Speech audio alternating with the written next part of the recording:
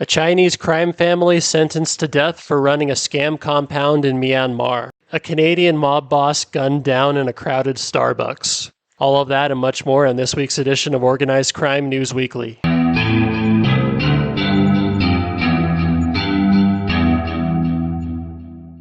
Welcome back to Organized Crime News Weekly. This is the weekly show where we discuss the goings-on in the global criminal underworld. Before I start, I just want to remind everyone to please like, share, and subscribe so we can help grow this channel. Also, please make sure to support my channel. You can do that by just contributing $2.99 a month. Any contribution is greatly appreciated, and it helps me to continue making these videos.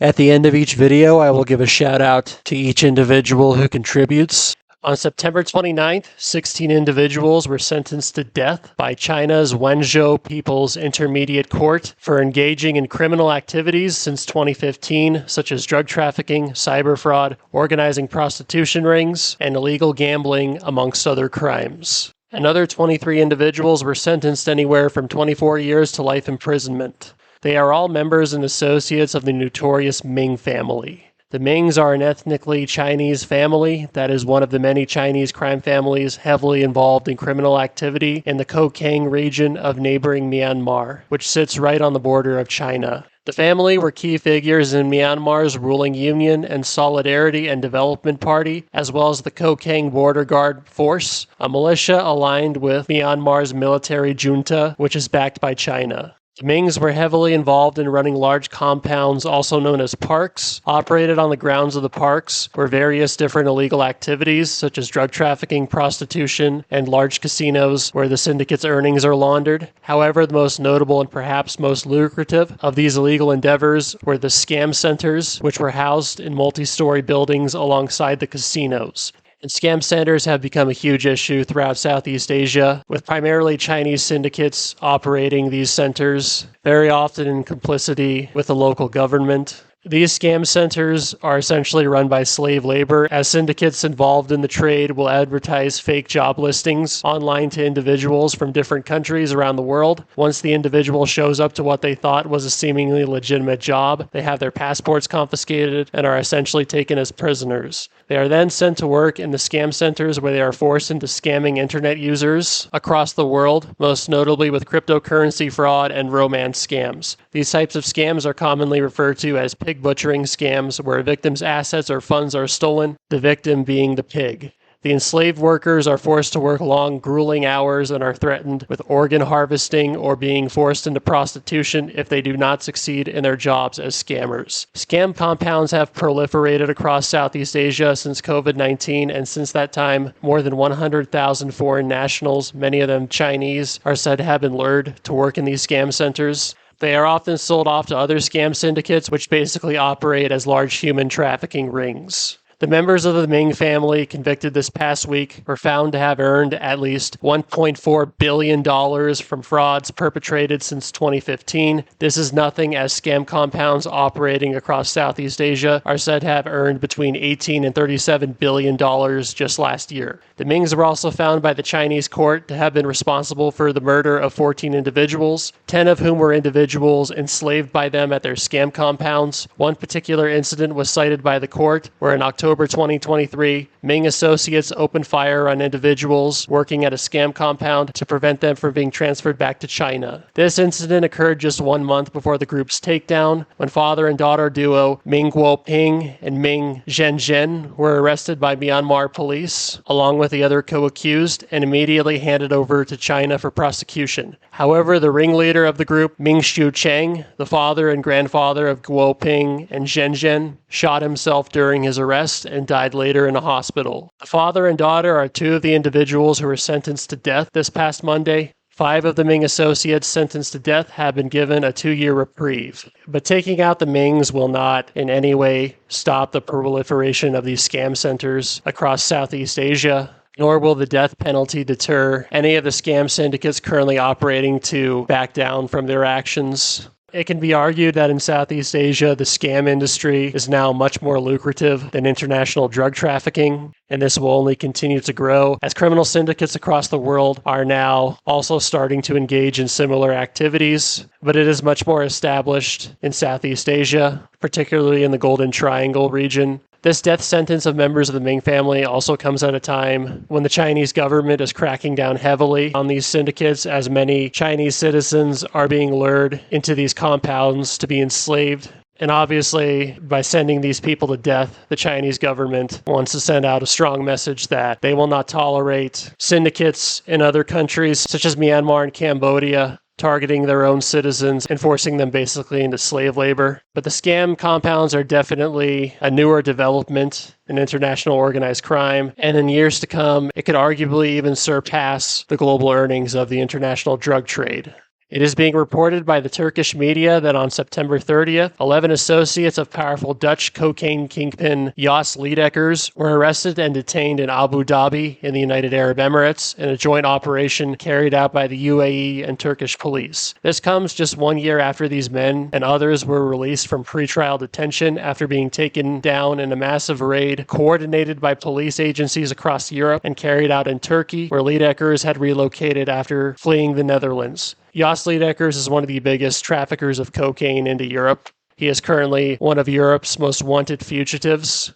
The most prominent of the individuals arrested in Abu Dhabi this past week was Abdullah Al-Ustan, Liedekkers' brother-in-law, who was also his right-hand man in Turkey. Ustan and 51 others were accused of helping Liedekkers to traffic massive shipments of cocaine into ports in Belgium and the Netherlands, as well as laundering hundreds of millions of dollars by purchasing hotels, buildings, luxury vehicles, and companies throughout Turkey. These raids were carried out in the summer of 2023, and Liedekkers managed to flee Turkey before he could be arrested and escape the country in a private jet. 1 year after these men were arrested in the summer of 2024, while awaiting trial, they were suddenly released with allegations that the two judges overseeing the case were bribed.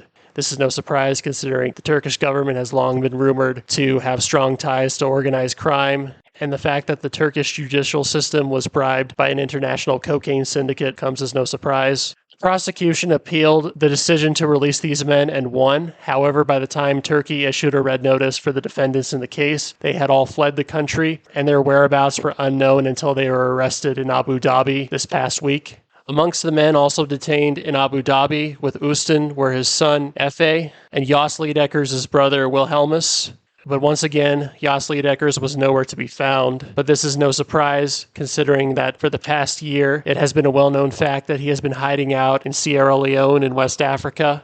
At the beginning of this year, he was caught on camera at a New Year's Mass alongside the family of Sierra Leone President Julius Maada Bio. It is rumored that Liedekkers is in a relationship with Bio's daughter Agnes, and that this has allowed him to receive protection from the Sierra Leonean government in the form of bodyguards and protection from arrest. It's no surprise that Liedekkers would choose to hide in Sierra Leone, as that country and other countries throughout West Africa are major transshipment points for cocaine being shipped from South America to Europe. So being in Sierra Leone allows Liedekkers to oversee shipments of cocaine coming into the country for making their way into the European market. It was also reported this past week that Agnes Bio, the daughter of the Sierra Leonean president, gave birth to a child fathered by Jos Liedekkers, and that she gave birth to this child in New York City while accompanying her father to the meeting that took place this past week at the United Nations. But Jos Liedekkers remains a free man, despite the fact that in Dutch and Belgian courts, he has been sentenced to a few dozen years in prison for multiple crimes such as cocaine trafficking, conspiracy to commit murder, and assault. Just this past week, he received another 10-year sentence for cocaine trafficking. It's pretty amazing that he was able to make these connections to high-level government figures in Sierra Leone. It also goes to show the endemic corruption within the Sierra Leonean government. The Dutch authorities have multiple times requested for Liedekkers' extradition back to their country, but the Sierra Leonean government has constantly stalled these efforts, and no progress has been made. It remains to be seen if Liedekkers will ever be returned to the Netherlands or Belgium to serve out his prison sentences. I suspect that something will happen someday that will force the government to give him up due to the fact that he is one of the most prolific cocaine traffickers throughout not just Europe, but the world.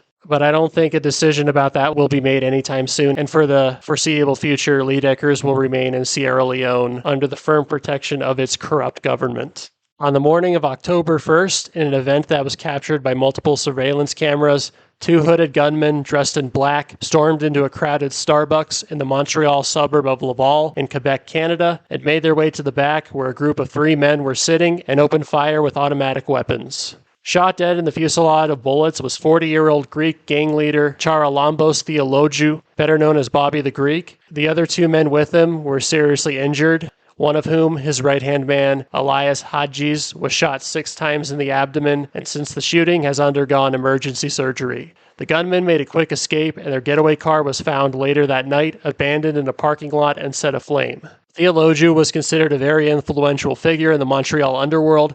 He had a long history of criminality going back to the 2000s when he started out running a dial-up drug delivery service selling cocaine and heroin. He served prison sentences around that same time for his role in dealing cocaine and heroin, as well as also being convicted at one point of beating up a taxi driver and putting him into a coma in order to collect a debt owed to a loan shark. Sometime after his release for these convictions, he formed a gang of Greek criminals known as the Greeks of Comedy and became affiliated with many different criminal factions across Montreal, with police saying he acted as a broker, whereby he would receive orders from different criminal organizations and then distribute the contracts to others. These contracts often involved activities such as burning down businesses and even murders. Theologou had strong ties to the Montreal Hells Angels and was said to have carried out multiple murder contracts on their behalf. He also had strong ties to Montreal's Italian Mafia and was said to be close with high-ranking Rizzuto mob figures Pietro D'Adamo and David Barbario. While being heavily involved in cocaine and heroin trafficking, Theologou was primarily involved in extortion and is suspected of carrying out arsons targeting businesses across Laval and Montreal. In the months leading up to his murder, he was under constant threat and traveled in an armored Cadillac Escalade driven by a bodyguard, which is the vehicle he used to travel to Starbucks Wednesday. In the days leading up to his death, it is believed that members of his family even came under attack. Reportedly, just 2 days before his murder, his ex-partner was ambushed by gunmen while in a car with her children. However, the gunmen fled without firing a shot when they realized Theologou was not present. And just hours after this incident, a car was set on fire near Theologou's residence. The perpetrators are said to have targeted Theologou, but apparently got the address wrong and set fire to a random car that they believed belonged to him. Theologou is believed to have come into conflict with many different powerful factions. He was said to have come into conflict with the Hells Angels in Ontario after the murder of one of their members, Michael Diabaitua Schold, back in 2019 in Mississauga, Ontario. It is believed that Theologou might have possibly brokered the contract for this murder, and it is also well known that the Greeks of Comedy are strongly aligned with the Rollin' 90s, a Montreal street gang that is a subgroup of the notorious Crips that has become very influential in recent years. Theologou was close to their leader, Markins Vilmy, who has been convicted and sentenced to life imprisonment for the murder of Hells Angel Diabaitua Schold.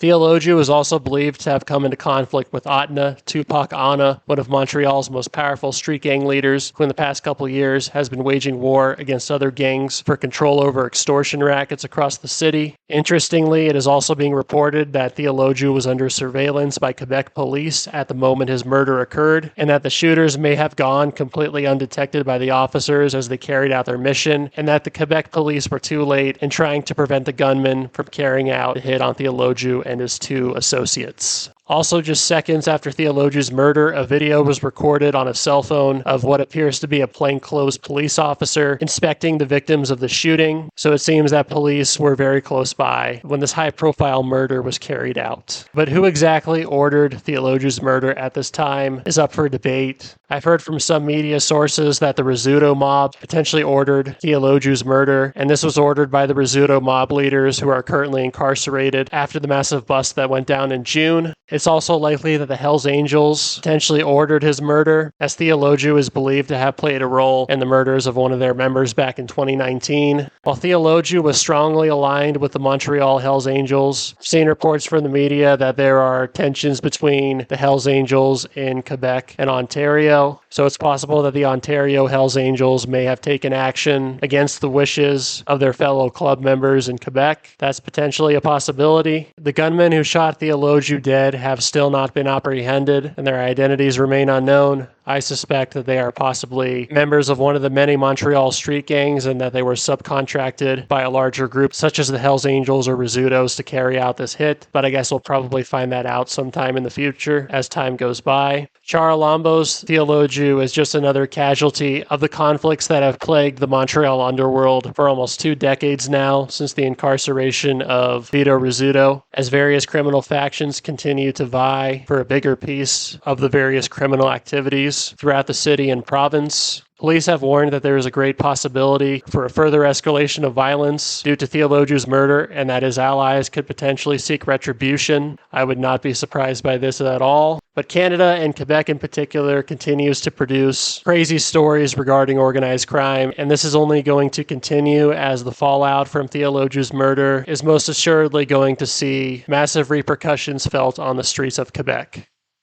All right, that's going to do it for this week's edition of Organized Crime News Weekly. Thank you so much for tuning in. Special thanks to Julia Gates 4573 and the Green Beret Boxer 34 for contributing to this channel.